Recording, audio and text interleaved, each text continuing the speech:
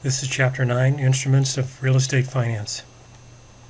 Two bits of terminology you need to know. The first is called an encumbrance, which is a right or interest in a property held by someone else that flows with the covenants to the property. It may be as simple as a right-of-way passage. For example, there may be an easement on the property or a walkway where one person or several people can use that. There may be water or mineral rights to the property. It's a little bit different than a lien. A lien is a financial encumbrance or a charge against the specific property as security for a debt. In today's market, we use deeds of trust in California. You'll sign a note and say, I promise to pay $300,000. Then as security for that note, you'll sign a deed of trust that says, okay, if I don't pay you back, then you can go ahead and foreclose on me. So the deed of trust is security for the note. There can be voluntary liens or involuntary liens. A voluntary lien may be a note that you put against the property. I have to borrow money to buy my property. An involuntary lien may be a judgment or a tax lien placed in by the government to make sure that you're going to pay your debts and they'll secure your property. That's an involuntary lien. The liens can be general or specific. Specific lien is I'm borrowing property against or borrowing money against one property, and it's specific to that property. Secure that loan against my property. So you record a deed of trust as security for that loan.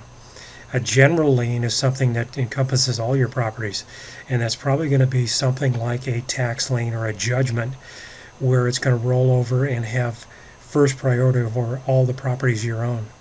For the most part, you have to own something to borrow against it and secure a debt with a lien.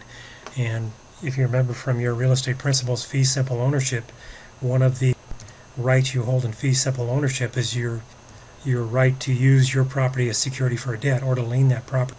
There are some cases where you have a less than freehold estate, normally rents, or in most cases it might be a life estate you may be able to borrow against, but not too often. For the most part, when you're borrowing money in real estate, it's against fee simple ownership. Equitable rights are in a sense very similar to medieval times, or also today the way Calvet has a land contract where somebody may buy the property, but in a sense they'll use the land contract to buy the property. So in an example with VA, the Veterans Administration would buy the property. The borrower or buyer would live in the property, have equitable ownership, pay off the property. Once it's paid off, then they'll get legal ownership.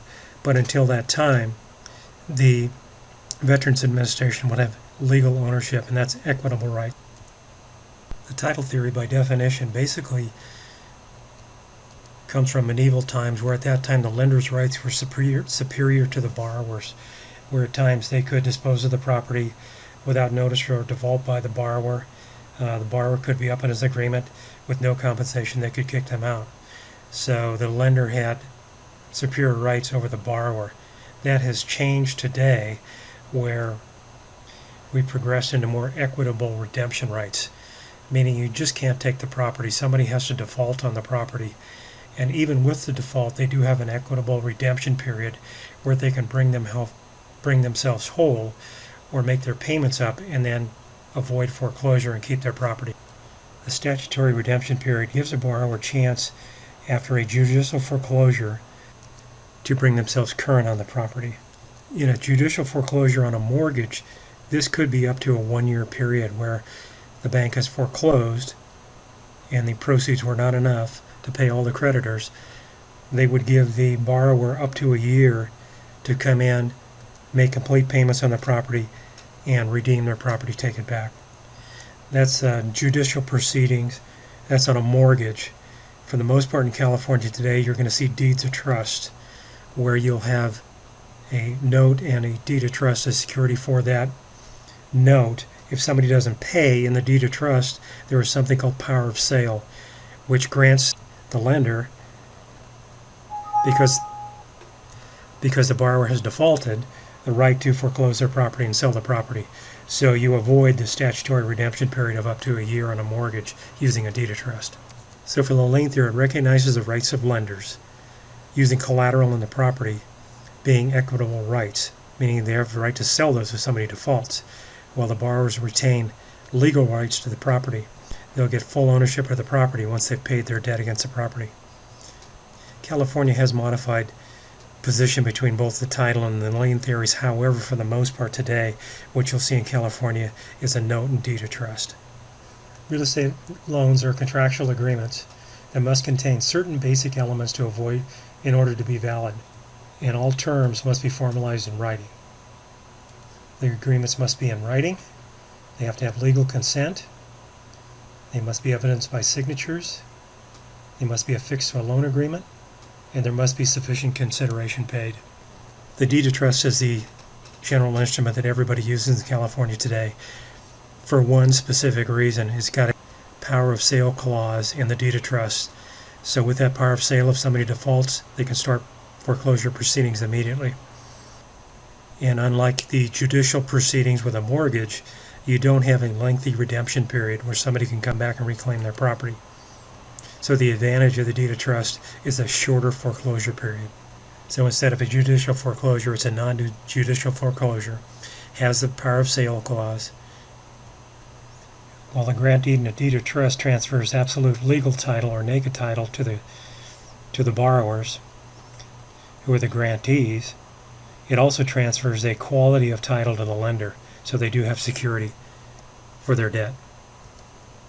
The note secured by a deed of trust has to be signed. The participants identified have to have a promise to pay, the payment and due dates, the amount and terms, the reference to security, signatures, endorsements, and any co-signers that are signing on to guarantee the debt. Really important on the amount of the loan and the terms too, to make sure that if it happens to be, say, an adjustable rate mortgage, those adjustable rate terms and changes have to be incorporated in the note and the deed of trust also with a adjustable rate note writer. The trustor or borrower holds legal equitable ownership. However, there's two other parties in here too.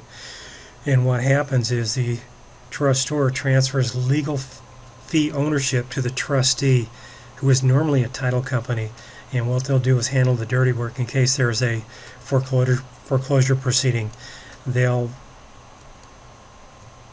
file the notice of default and all the foreclosure proceeding paperwork. And they handle this as a trustee for the beneficiary or the bank or who's ever holding that note. Some of the covenants or promises that go with the trust are the preservation or to maintain the property, to keep the property in good repair, thus keeping the value up and not letting it deteriorate. Of course, also you have to have fire insurance or hazard insurance on the property. The borrower must also defend against any legal action or claim against the property. And of course, really important, that's what title insurance is for too. If somebody else comes and tries to lay claim to the property, the first thing that borrower must do is go grab their paperwork and look for their title coverage. And the title company will come in and defend them. The borrowers also have to pay all taxes and assessments. Remember that after 5 years of non-payment of taxes, then you can go to a tax sale and lose your property. So all taxes and assessments have to be kept up to date. The borrowers also have to pay to the beneficiary and trustee all expenditures that were accrued in any legal action.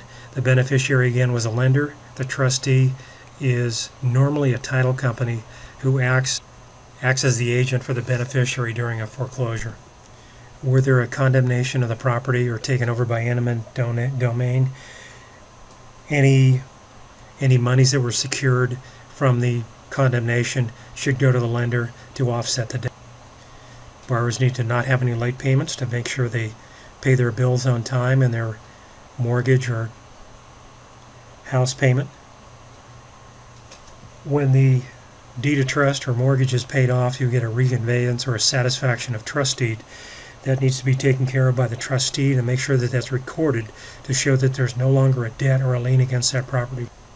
Any extensions, subordinations, and modifications have to be done in writing, and all three parties have to be involved, the trustee, the trustor, and the beneficiary. As security for the property, all rents and other profits should be assigned directly to the beneficiary during a foreclosure period. A mortgage is similar to a deed of trust. Of course, you have recording information, who the participants are, what the pledge is, your promise to pay, the property description, probably a legal description. Covenant of Sison basically states that the mortgagors have title to the property as described in the legal description, and they have authority to pledge the property as collateral. And they warrant and guarantee that the property being pledged is free and clear of encumbrances described in the mortgage document. The note of attachment basically states the borrower agrees to pay the mortgage in full, due according to the terms of the note. Mille rousse are basically specific taxes. They're issued in certain public improvement areas and assessed against only that area. So you may have your property taxes on your loan. You also may have a special assessment or mille rousse taxes for the improvements were done in that area.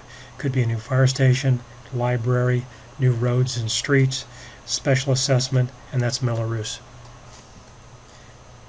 Property taxes must be paid against the property, and they're paid ad valorem. So as you close, it's a reassessment event. So whatever you close at states the value, and you'll pay your property taxes based on that value, and then going forward you'll be protected by Proposition 13, so they can't radically change from year to year. Insurance is hazard insurance against a property. The property has to be insured before any loan will close to make sure that should the house burn down, that it can be rebuilt to its current state and protect the lender, because of course that house is security for the loan, and if it burns down, your collateral's gone away. So you have to have property insurance on any home that closes in California.